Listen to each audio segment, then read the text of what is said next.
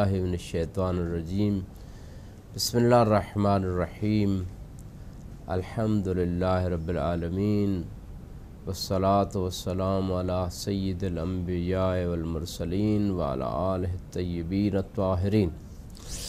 अज़ीज़ान मोहतरम, 15 नंबर वालियों में हम आपको अखलाक अहलुल बैत अलैहिस्सलाम के उन्वान से कुछ ऐसी चीज़ें डिस्कस कर रहे हैं, कुछ ऐसे रूल्स बता रहे हैं जो कुरान मुबारक की आयत नंबर 24 सूरह तौबा की ज़िमन में अल्लाह सुब्हानहू तआला ने ज़िक्र किए हैं कि उन चीज़ों की अगर मोहब्बत इंसान के दिल पे गालिब आ जाए और इंसान अल्लाह और रसूल की मोहब्बत को पीछे कर दे तो ऐसी सूरत में इंसान नऊज़ बिल्लाह न सिर्फ फासिक है बल्कि खुदा के अज़ाब का मुस्तहिक़ है।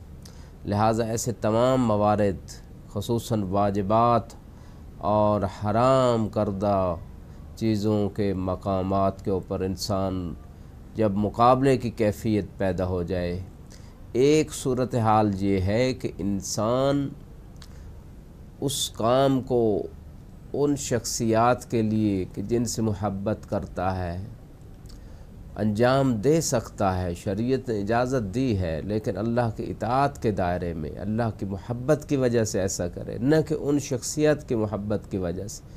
आबा व अजदाद, औलाद, भाई, जो और चीज़ें ज़िक्र हुई है उनके हकूक़ को अदा करे, उनसे मोहब्बत करे, लेकिन इस वजह से करे कि क्योंकि अल्लाह ने हुक्म दिया है, अल्लाह और रसूल की मोहब्बत की वजह से उनसे मोहब्बत करे।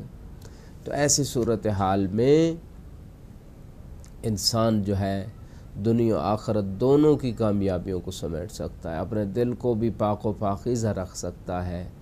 अगली जो इस आयत मुबारक में जिस चीज़ का ज़िक्र हुआ है कि उसकी मोहब्बत अगर वालिदैन, औलाद, भाई, ये तीन चीज़ों की मोहब्बत मग़लूब रहे और अल्लाह की रसूल की मोहब्बत गालिब रहे और इनसे मोहब्बत अल्लाह और रसूल की मोहब्बत की वजह से हो, तो फिर ये ऐन इबादत है, फिर इंसान कमालात की बुलंदियों को छू लेता है।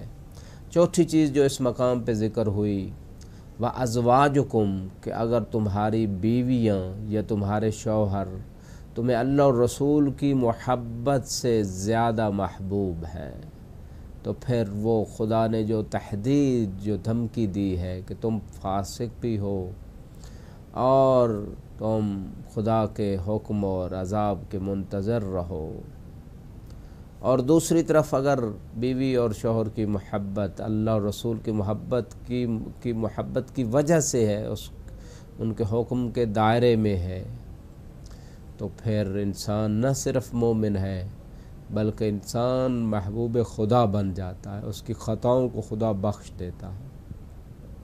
कैसे टकराव पैदा होता है? बाज़ ऐसे मवारिद हैं कि टकराव पैदा हो जाता है, एक तरफ बीवी या शौहर की मोहब्बत है और दूसरी तरफ अल्लाह, रसूल, अहले बैत और दीन की मोहब्बत है। अब किसको तरजीह दी जाए? इसका अबरज़ मिस्दाक जो है वो मकाम जिहाद है कि बाज़ औक़ात इंसान के ऊपर जिहाद फ़र्ज़ हो जाता है। एक तरफ बीवी की मोहब्बत, दूसरी तरफ अल्लाह रसूल की मोहब्बत या उनकी इताअत। अब अगर इंसान मोमिन है, मोमिन कामिल है, मोहब्बत परवरदिगार रखता है, तबन बीवी को तसल्ली देगा कि तेरा आखिरत में भी अजर होगा, तेरा मकाम दुनिया में भी सब्र करने पे बुलंद होगा अगर मैं शहीद हो गया तो ये सारी चीज़ें। और लेकिन अल्लाह और रसूल की मोहब्बत में जिहाद के लिए निकलता है, ये अबरज़ तरीन। और खुदा न खास्ता अगर बिलाक्स हो जाए तो यकीनन आयत में जो कुछ समरात निकल रहे हैं वो उसके ऊपर लागू होंगे।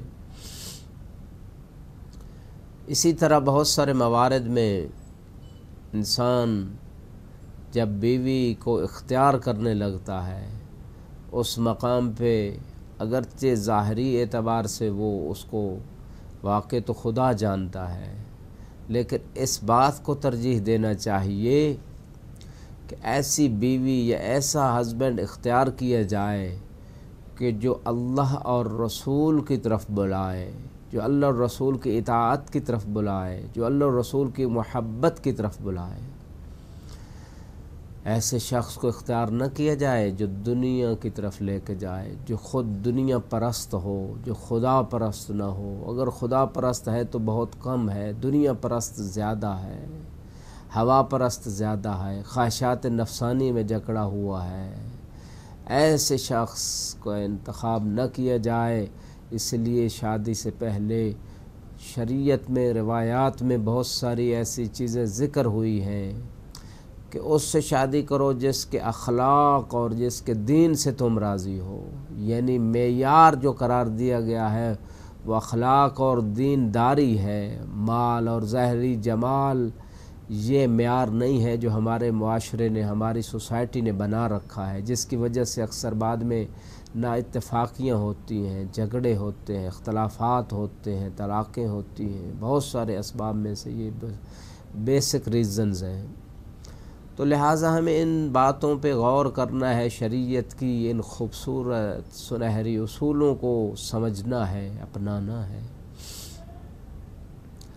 لہٰذا جب انسان خدا اور رسول کی محبت میں گرفتار ہے تو وہ اپنے ہم سفر کو بھی اسی شخص کو اختیار کرے گا، یا ایسا شخص اختیار کرے گا کہ جس کو خدا اور رسول کی محبت میں رنگ سکتا ہے، وہ اس کی بات ماننے کے لیے تیار ہوگا۔ یہ وہ مرحلہ ہے، یہ وہ مرحلہ ہے۔ لہٰذا اس مقام پہ اتنا کہنا چاہتا ہوں کہ اللہ اور اس کے رسول کی محبت کا تقاضا یہ ہے کہ ایسے ہم سفر کا اختیار کیا جائے۔ ہاں، اگر خدا نخواستہ کوئی ایسا پارٹنر آف لائف انسان کی زندگی میں آ جاتا ہے کہ جو ہر وقت خدا کی نافرمانی کی طرف بلاتا ہے، نماز چھوڑنے کی طرف اس کی رغبت ہے، نماز کی اطاعت اور پابندی کی طرف نہیں ہے، گھر میں طہارت و نجاست کا خیال نہیں رکھتی اگر بیوی یا شوہر، گھر میں بچوں کی تربیت صحیح طریقے سے نہیں کرتی، گھر میں جو باقی مسائل ہیں، دینداری اور ذکر خدا کی طرف توجہ کم ہے، یہ ساری چیزیں اگر موجود ہیں تو اس کو چینج کرنے کی کوشش کی جائے، حب پروردگار میں تبدیلی کے لیے کوشش کی جائے۔ لیس للانسان الا ما سعی، انسان جو کوشش کرتا ہے وہ اسے ملتا ہے، لیکن اگر ایسا نہ بھی ہو تو کم از کم اپنا وظیفہ شرعی انجام دے دیا، روز قیامت خدا کی بارگاہ میں انسان جواب دہ ہو سکتا ہے، سرخرو ہو سکتا ہے۔ لہٰذا عزیزان محترم، ان چیزوں پہ غور کرنے کی ضرورت ہے۔ ایک طرف بیوی ہے، دوسری طرف اللہ رسول کی محبت ہے۔ بیوی کی خواہش ہے کہ زیادہ سے زیادہ ایسی شاپنگ کی جائے، چاہے پیسے حلال طریقے سے آئیں یا حرام طریقے سے۔ دوسری طرف اللہ کی مرضی ہے، اللہ کی محبت ہے، تو ایسا شوہر جو ہے وہ اللہ کی محبت کو ترجیح دے گا۔ یا بالعکس ہے، بیوی مومنہ ہے، شوہر نعوذ باللہ خدا کی محبت سے دور ہے، تو بالعکس کرتا ہے، بیوی یقیناً اس کو چینج کر سکتی ہے۔ اسی طرح بہت سارے ایسے موارد آتے ہیں کہ بے پردہ نکلنا چاہتی ہے، میک اپ کے ساتھ نامحرموں کے سامنے، رشتہ داروں کے سامنے بے پردہ بے حجاب جانا چاہتی ہے۔ دوسری طرف اللہ کی اطاعت ہے، اللہ کی محبت ہے، رسول کی محبت تقاضا کرتی ہے، چاہے کوئی ناراض ہو یا نہ ہو، کہ پردے میں رہنا ہے، چاہے چچا کا بیٹا ہو یا خالہ زاد ہو یا ماموں کا بیٹا ہو، کوئی بھی ہو، پردے میں رہنا ہے۔ اللہ کی محبت اور رسول کی محبت سے بڑھ کر کوئی چیز نہیں ہے۔ خدا ہم سب کو توفیق دے۔ وآخر دعوانا ان الحمد للہ رب العالمین، والسلام علیکم ورحمۃ اللہ وبرکاتہ۔